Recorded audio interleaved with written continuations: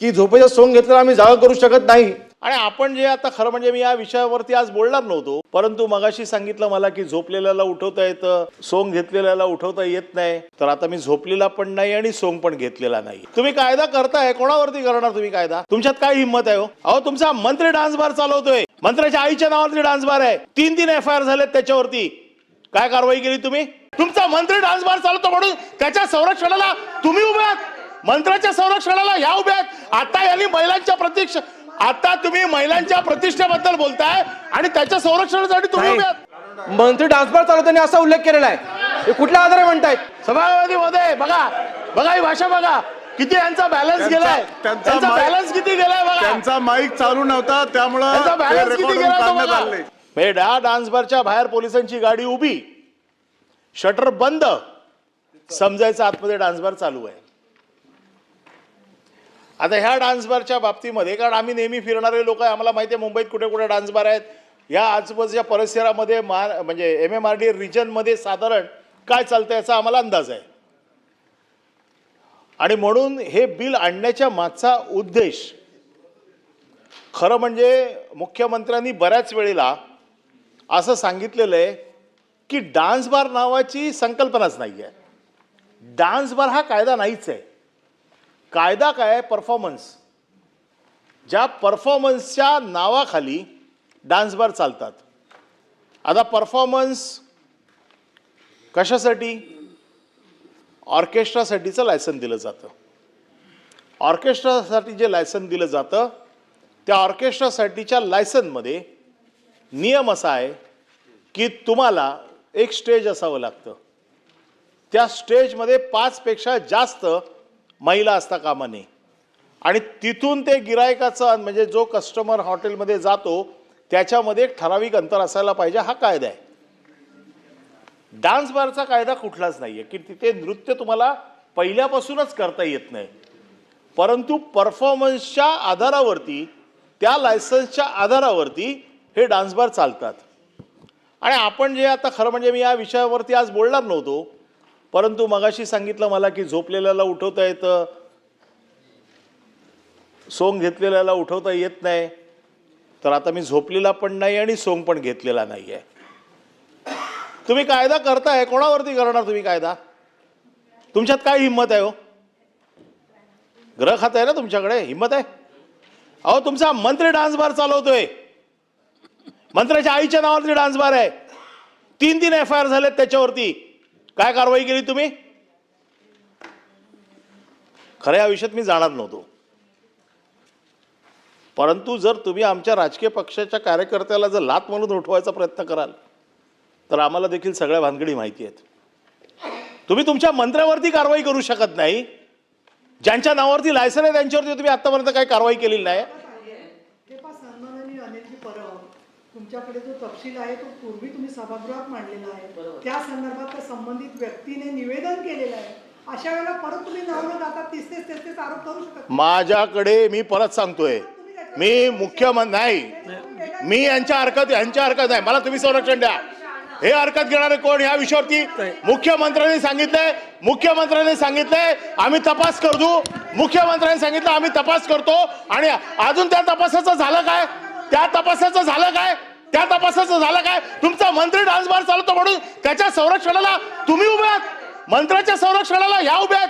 आता यांनी आता तुम्ही महिलांच्या प्रतिष्ठेबद्दल बोलताय आणि त्याच्या संरक्षणासाठी तुम्ही उभे आहात। महिलांच्या प्रतिष्ठेबद्दल बोलताय आणि डान्स बार मंत्री चालवतोय, त्याच्या संरक्षणासाठी उभे आहात।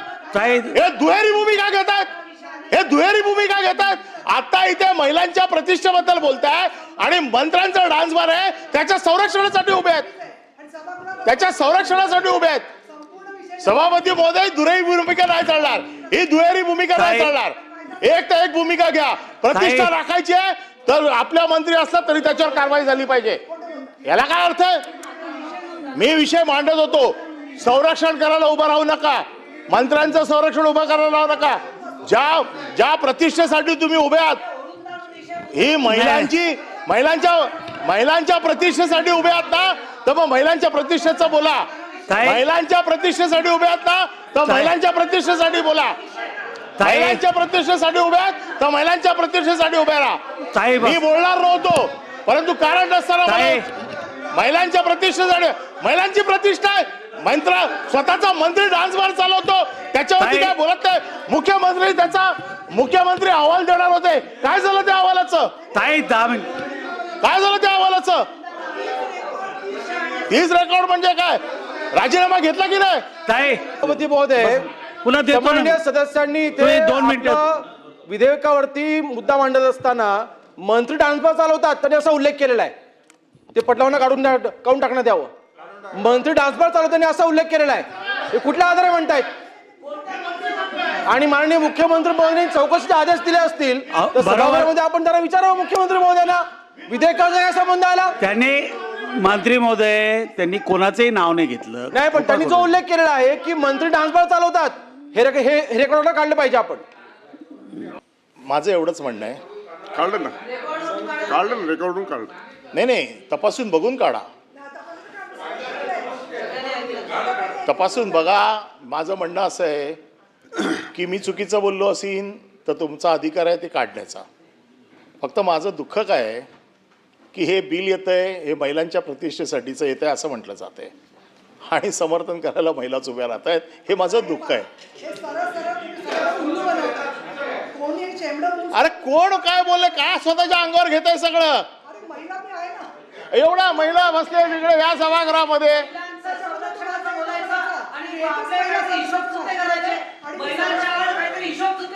एक महिला मंत्रीपद मिळणार आहे.